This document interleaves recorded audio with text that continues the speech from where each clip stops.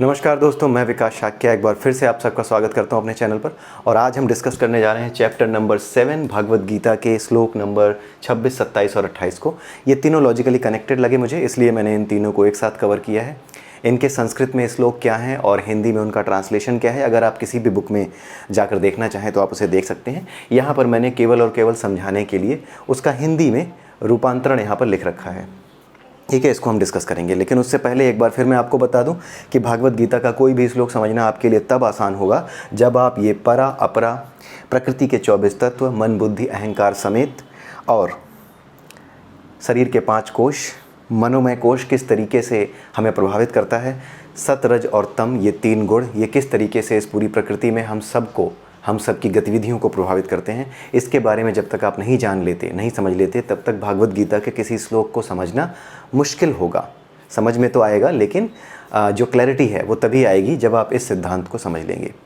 और बेटर होगा कि अगर आप कहीं से मुंडक उपनिषद मिल सके, मुंडक उपनिषद, ठीक है, मांडुक्य और मुंडक 2 हैं। मुंडक उपनिषद जो है उसको आप कहीं पे अगर आप यूट्यूब में कोई रेफरेंस हो, यूट्यूब से मिल जाए आपको, या ऑनलाइन कोई रेफरेंस आपको मिल जाता है तो आप उसे ज़रूर पढ़ लीजिए, आप उसे समझ लीजिए, आपको कॉन्सेप्चुअली थोड़ी और क्लैरिटी आ जाएगी इसके अराउंड।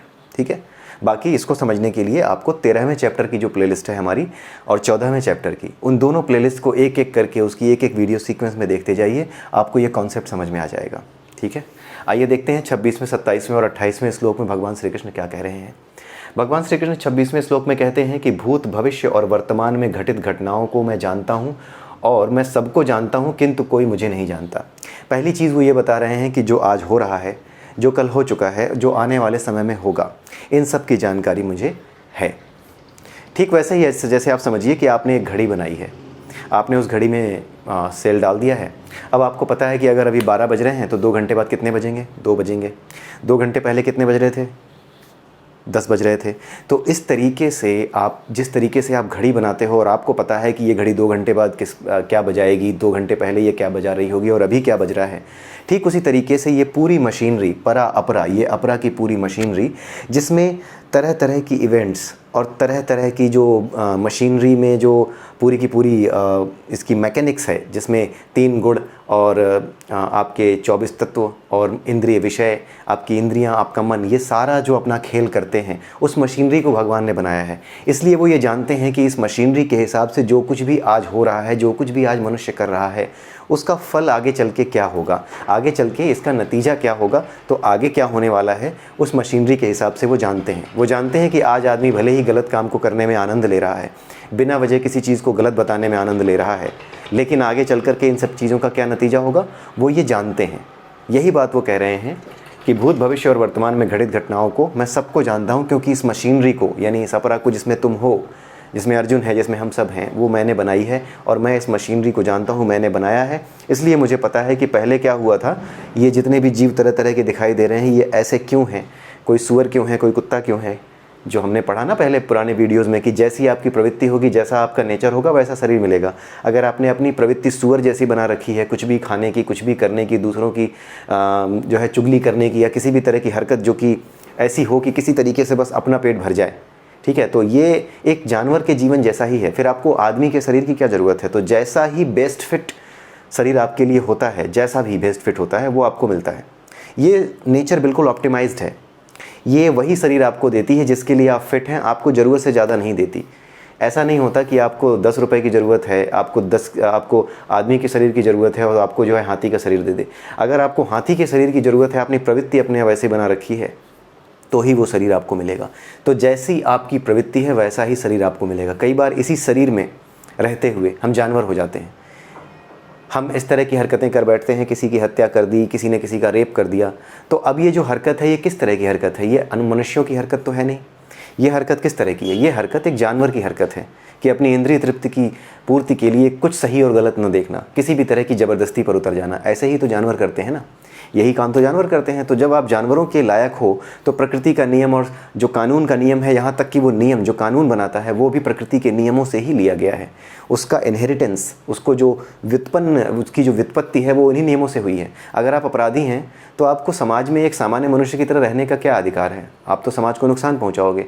और आप सिंस आपके लिए यही चीज़ इंपॉर्टेंट है कि ज़बरदस्ती किसी के साथ करो अपनी इंद्रिय विषयों के लिए, तो ठीक है, आपको फिर वहाँ से हटाकर बंद रखा जाए, अलग बंद कर दिया जाए, आपको उतने में ही रखा जाए, सज़ा दी जाए आपको, ठीक है। ठीक इसी तरीके से ये नेचर क्या करती है? ऑप्टिमाइज्ड है, ये आपको खुला छोड़ती है। ये जो नेचर है, जिस नेचर में आप जन्म लेते हो, यही आपकी जेल है। ये जो नेचर है, जो अपरा प्रकृति है, यही आपकी जेल है, जहाँ पे आप अलग अलग हरकतों की वजह से, अलग अलग प्रवृत्तियों की वजह से जो भी ऑप्टिमाइज बॉडी आपको मिलती है, चाहे वो मनुष्य की हो, चाहे वो कुत्ते की हो, बिल्ली की हो, वो आपको उसी हिसाब से ऑप्टिमाइज बॉडी मिल जाती है, ठीक है। और फिर यहाँ पर आकर के आप जैसा शरीर होता है वैसा आप हरकतें करने लगते हो। शरीर अगर जानवर का है, 4 पैर पर चलने लगते हो, ठीक है। तो ये हमारे यहाँ जेल होती है, अपराध करने पर एक जेल दिखाई देती है, लेकिन ये संसार खुद में एक जेल है, ये खुद एक सज़ा है। ये संसार उनके लिए जो तरह तरह की प्रवृत्तियों के, अपनी अलग अलग प्रवृत्तियों की वजह से, अपनी अलग अलग हरकतों की वजह से यहाँ फंसे हुए हैं। और यही संसार उनके लिए एक अच्छा रास्ता है जो परमात्मा को पहचानना चाहते हैं, क्योंकि यहीं पर पूरी तरीके से वो हर चीज़ से, हर एक मुश्किल से पार पाना सीखते हैं। हर तरह की जो प्राकृतिक शक्तियाँ हैं जो इस संसार में संभव हो सकती हैं, उन सब से पार होना सीखते हैं।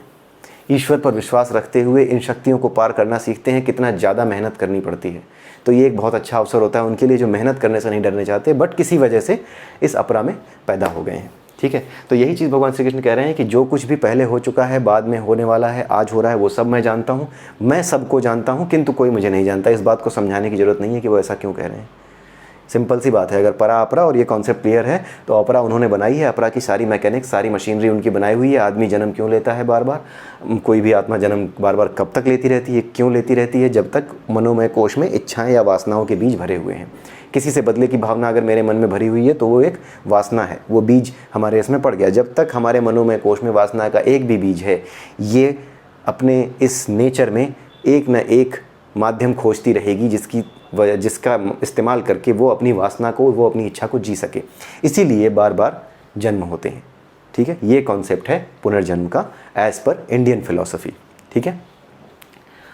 जैसे कि भगवान बुद्ध कहते थे कि चेतना है, ठीक है, वो चेतना ही दूसरे शरीरों में चली जाती है। एक चेतना जो कि अभी तृप्त नहीं है, जिसमें वासनाएं अभी तृप्त नहीं है, वो दूसरे शरीरों में चली जाती हैं। ध्यान से देखा जाए, ध्यान से पढ़ा जाए तो भगवान बुद्ध जो हमारा सनातन धर्म है, उसके अंदर जो ज्ञान योग है, उसके सच्चे प्रतिनिधि हैं। लेकिन राजनीतिक रूप से कुछ ऐसे मूर्ख लोग हैं जिन्होंने भगवान बुद्ध और सनातन धर्म के जो कॉन्सेप्ट हैं उनको अलग करके अपना अलग एजेंडा चलाना उनका अपना ही मुद्दा है, ताकि वो कुछ अपने अल्टीरियर मोटिव्स पूरे कर सकें। वो अल्टीरियर मोटिव्स आने वाले समय में आपके सामने आ जाएंगे, ज़्यादा दिन नहीं लगने वाले, 3 से 4 साल और आप इंतज़ार कीजिए। 2021 चल रहा है, 2024-25 तक आपको ये सारे अल्टीरियर मोटिव्स, जितनी भी तुच्छताएं हैं, जितनी भी मक्कारियां हैं, ये सब धरती पर फैली होंगी, ठीक है।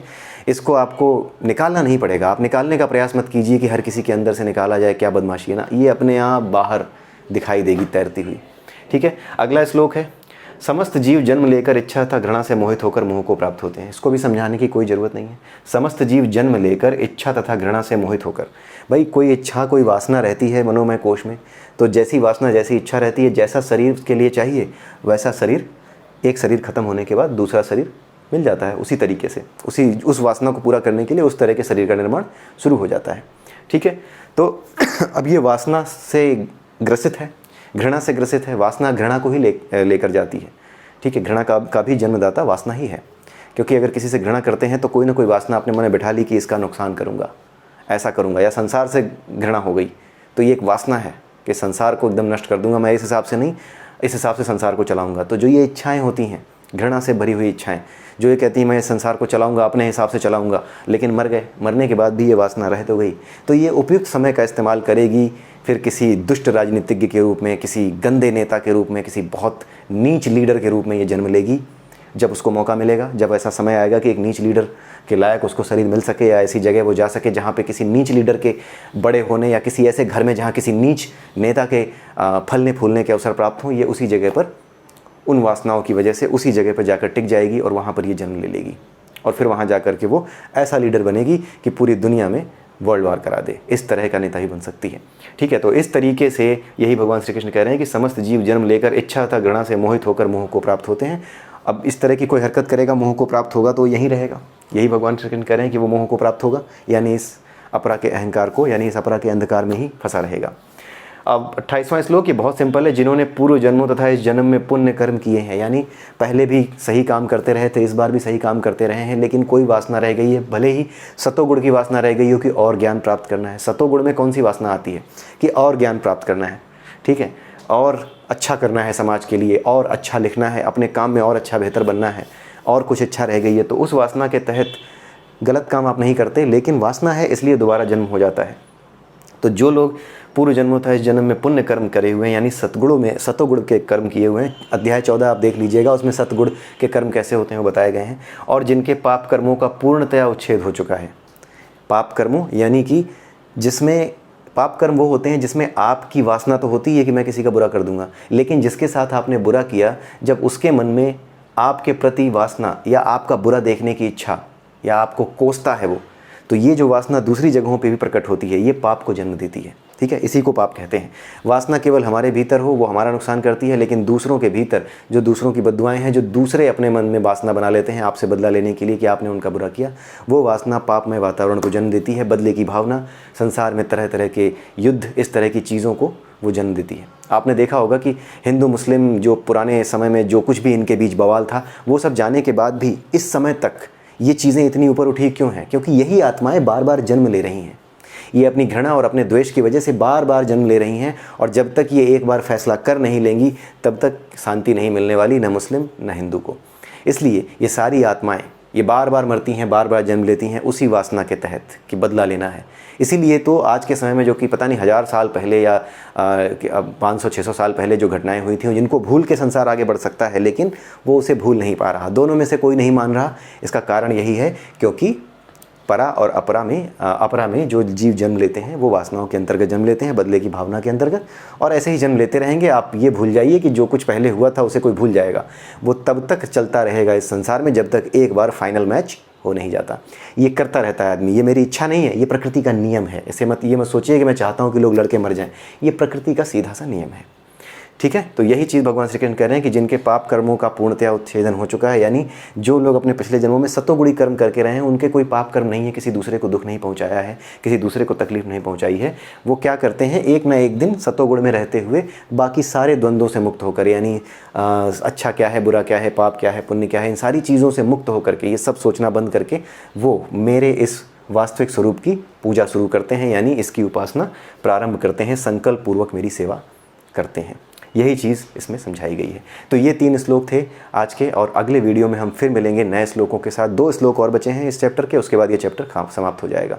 तो अगले वीडियो में फिर मिलते हैं, तब तक के लिए नमस्कार।